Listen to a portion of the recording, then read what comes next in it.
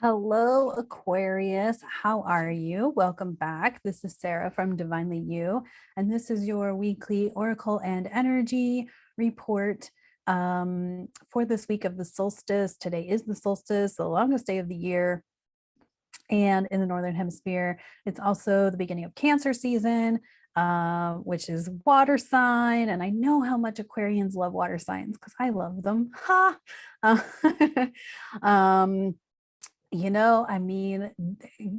Water signs bring out emotions, and Aquarians don't always like to experience being so emotional. And so I think, like, I'm going to just give you the advice I'm giving myself is,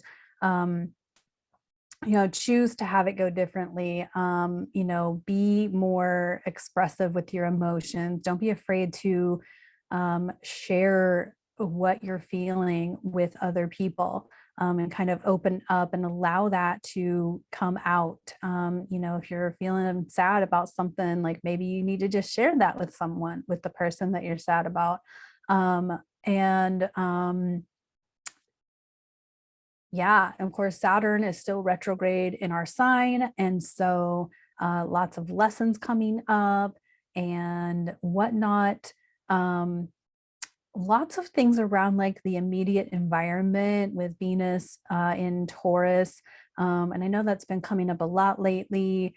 If you're like me, you're like looking at relocating and changing up your immediate environment. And maybe like the environment that you're leaving, whether it's suit or not, or whether it's served or not, like maybe the environment you're moving to is something that you've had question marks around. This is my situation. But again, it's a choice to have it go differently, right? It's a choice to be who you are in whatever environment you're planted in. And so, but really working on that immediate environment and making it what you want and creating it to be the space that you want to be in. And all that. And so,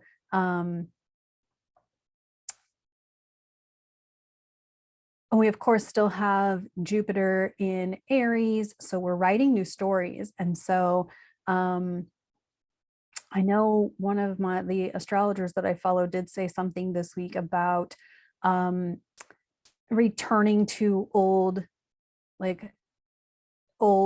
stories or old beliefs or old situations from this new perspective that we have, right? Like we've had to go there in order to come back to here to see it a different way or to be in it a different way.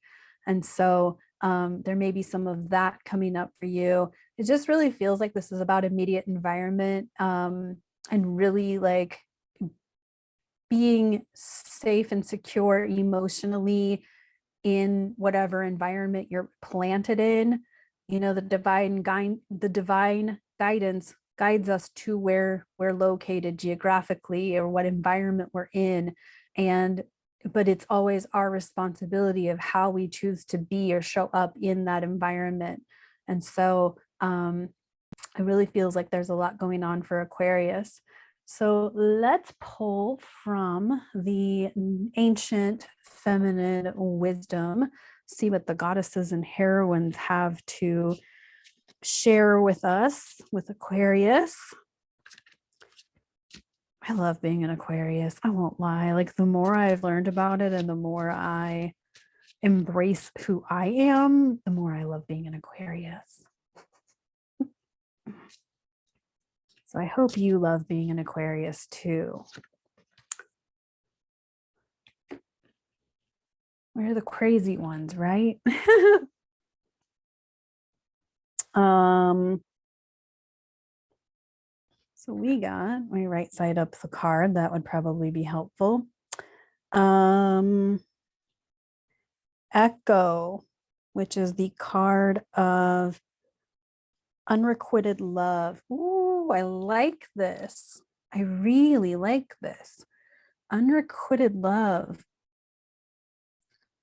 Like, I feel like Aquarians have like so much love. Like we love hard. We love to love people, and we love to love things, and we love to love ourselves. And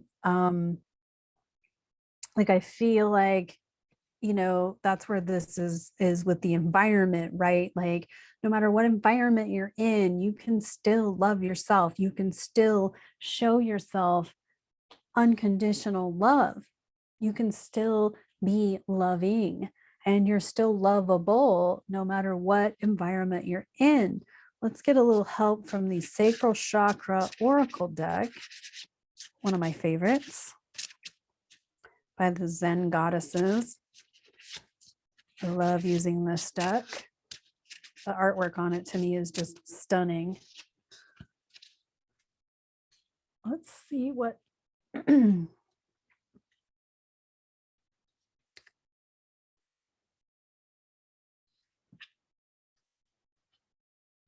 oh, this is the former lovers card. So this is interesting with that unrequited love. This is one of my favorite cards in this deck. I love the heart that starts with red and comes out into the yellow and the blues, and that's such a gorgeous card. Former lovers, like, along with that, returning to previous beliefs or previous ways of being, like revisiting all of that. Like, there could be something in here about that just kind of means that a former lover will come out of the woodwork, and it's okay.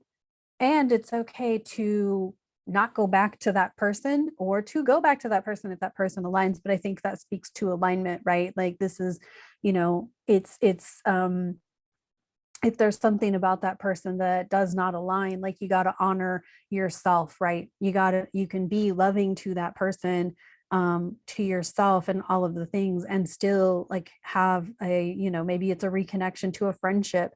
And and there's also a level of, like, forgiveness. Maybe there's lessons within those former lover relationships, right? Maybe there's an opportunity to talk about the way it went, and why it didn't work, and levels of forgiveness, levels of being grateful for the relationship that you had and will now have here henceforth forward. So definitely a lot of, like, returning old stuff, returning old beliefs, returning old environments, and things like that, or maybe even just some characteristics of those. Like, it doesn't literally have to be you're going to an old environment. You could be going to an environment that's similar to an old environment, characteristically speaking. And maybe, like, a former lover is not necessarily a former lover, but like somebody who shows up who has the characteristics of that former lover. And you always have the opportunity to choose what's in alignment for you. Like, oh, I know that from a previous relationship. That's not good, or that's great, or whatever. It's always about alignment. So I hope that was helpful. And a couple of announcements. I'm going to be taking an astrology class starting July 1st. I'm super excited, and looking forward to learning the actual astrology. I currently get my astrology from watching other forecasts and just my own self-study. And so I'm excited to actually learn about all of the stuff and make it all make a lot more sense, get a little more clarity for these readings, and whatnot. And then I'm also going to be opening up my Etsy shop. And I had one before, so I'm going to be reopening it. And so a couple of the items that will be for sale in the Etsy shop will be these scrubbies. This is a set of 4 scrubbies, and these are made out of nylon yarn. I even put a little loop on them so you can hang them on the faucet or on a hook or whatever, so they can drip dry. A set of 4 will be $15. So that will be in the Etsy shop. And then also I'm going to be, excuse me while I reach away. I'm also going to be joining forces with my mom, who is a hella knitter, and she will be selling these knitted towel tops, the towels with the knitted tops, not just the knitted towel top. And this is like a fall themed one. It has a little leaf button on it, so you can hang this on your oven handle, your refrigerator handle, however that goes for you. So those will be available along with ton of other stuff. We have a pretty inventory of finished knitted and crocheted items to share with the world.